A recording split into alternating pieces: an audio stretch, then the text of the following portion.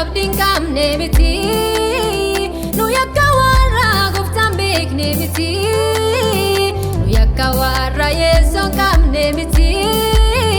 nu yakka warra biyya lafaa miti kaakuu qabna abdiidhaan jiraanna hin sodaannu abba jabaa qabna kaakuu qabna abdiidhaan jiraanna hin sodaannu abba jabaa qabna.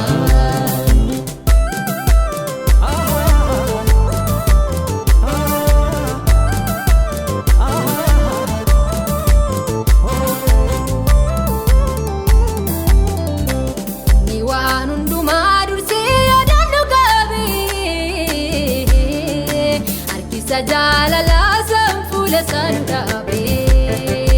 soda male tiranna nuti satirkanne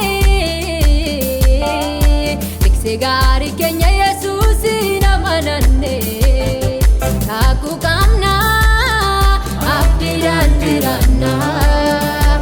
sodaannu abba jabaa qabna kaku kamna abdiidhaan jiraanna sodaannu abba jabaa qabna.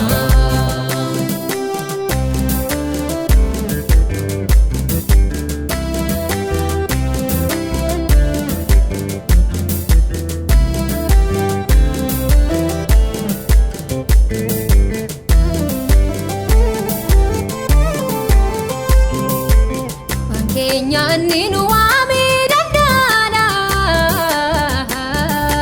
haalootaaf baroota rakkisaa nu dabarsa warra maqaasa waamaniif inni lolaadha ulfinaan ajajamu gooftaan Elsaadaayidha kaakuu qabna abdiidhaan jiraanna hin sodaannu abba jabaa qabna kaakuu qabna abdiidhaan jiraanna hin sodaannu abba jabaa qabna.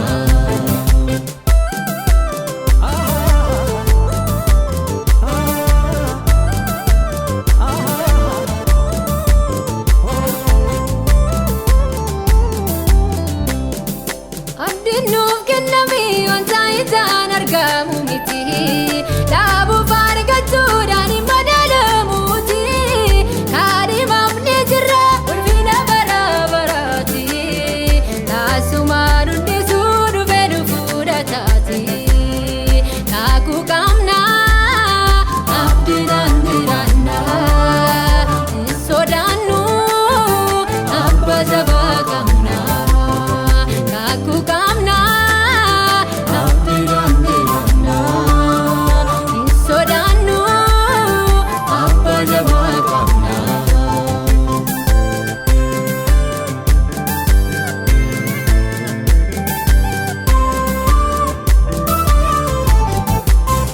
Biisaa nutti hin galu wanta lafarra laallee garatti deemnu beekna Kiristoositti amanne